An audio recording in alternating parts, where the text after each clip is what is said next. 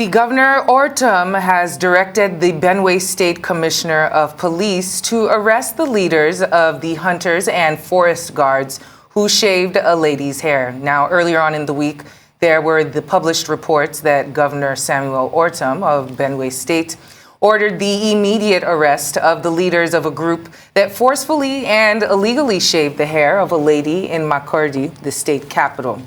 The group, known as Hunters and Forest Security Guards, was said to have committed the act on the 27th of April.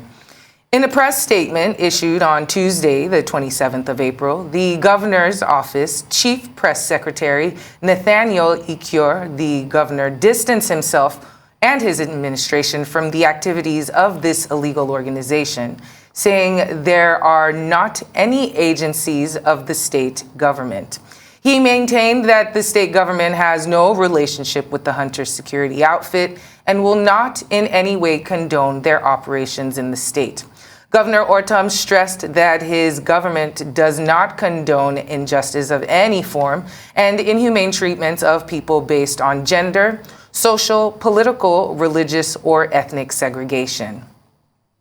Well, joining us now to speak about this matter in relation to the Benue State government's efforts at enthroning enduring security around the state is retired Lieutenant Colonel Paul Hembah, who is a special advisor on security to Benue State. We'd like to welcome you to the program this afternoon, sir. Thank you for joining us. Thank you very much. In light of the situation that took place on Tuesday, the shaving of the lady's head in the state, can you tell me what will become of the officer if he is found? Has he been found? What will become of him, and will he be punished in order to set an example for any other out-of-state agents who might want to toe the same line? Oh, well, thank you very much. As to regards your question, yes, the 4 members of the leadership of this illegal organization have been arrested and handed over to the police. As I'm talking to you now, they are under police custody. They include the state commander of the so-called hunters and forest security guards, his deputy, the admin officer, and an advisor. They were arrested on the orders of the state governor, Dr. Samuel Ortom. As you all know, this act is very reprehensible. The outfit itself is an illegal outfit. It is not an agency of the state government, neither is it an agency of the federal government.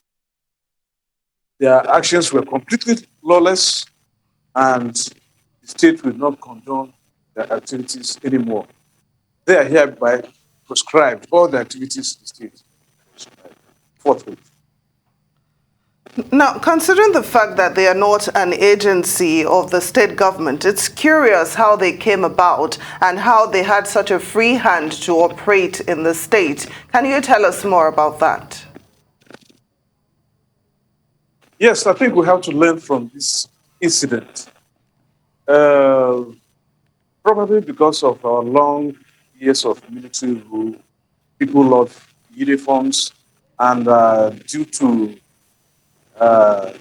joblessness among the youths, people just float illegal outfits and start recruiting youths. This outfit was formed, according to them, a bill for the establishment of this agency had been passed by the National Assembly and is awaiting the president's assent. Now, last month, the governor called for greater synergy among the security agencies, saying that he had heard. Nigerian Peace Corps. Okay. The bill for the establishment of the agency was passed several years ago, but up to now, Mr. President has not assented to it. So the body remains illegal. It is the same way these hunters and forest guards are operating.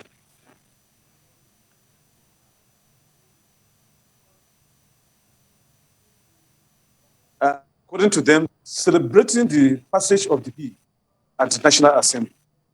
But as long as the president has not assented to it, they are still an illegal body, and we will not condone their activities in the state.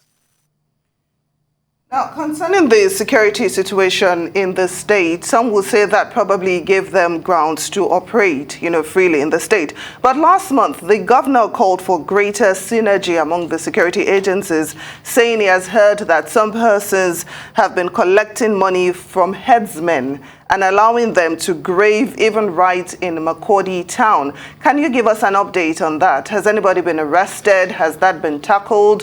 What's the latest? Oh, well, the Benue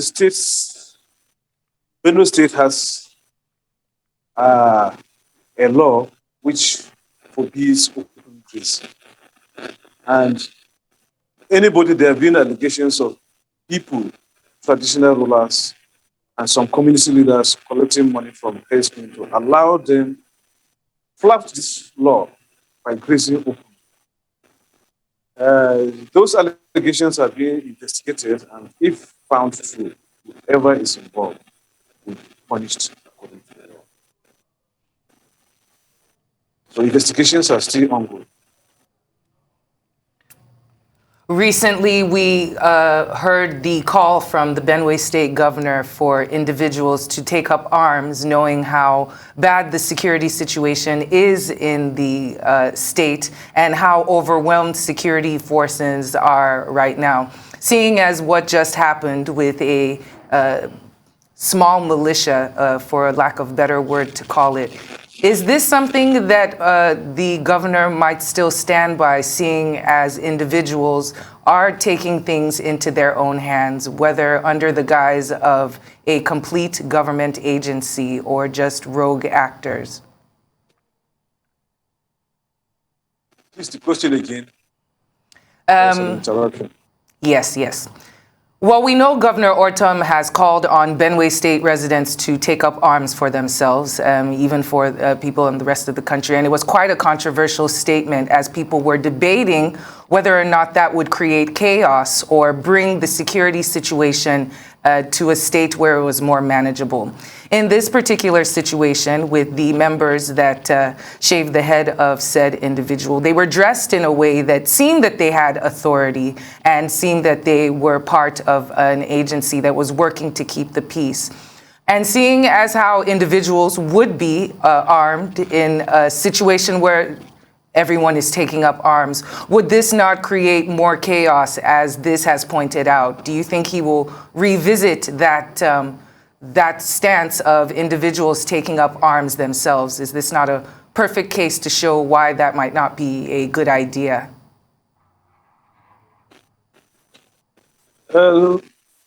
His Excellency, the Governor of Benue State, made that statement out of frustration, based on the security situation we're facing in the states. Daily killing by herdsmen, militia groups, cult members, and other forms of violent crimes going on.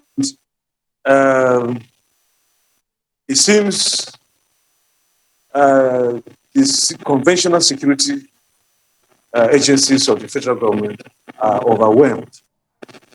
And that may have prompted his call for citizens of the states to take up arms and defend themselves.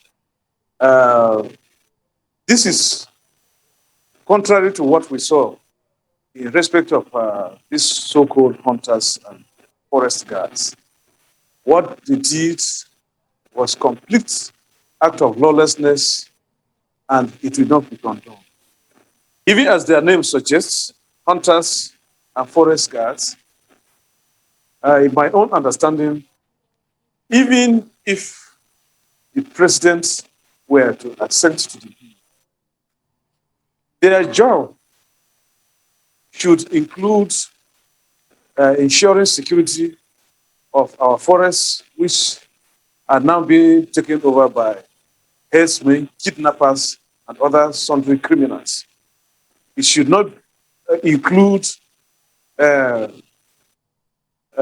going around town to molest people and shave young men forcefully, young men and women forcefully the way they were doing. Special Advisor to the Benue State Governor on Security, Lieutenant Colonel Paul Hembah. I'm so sorry to interrupt you, but we are out of time. Thank you so much for joining us on New State.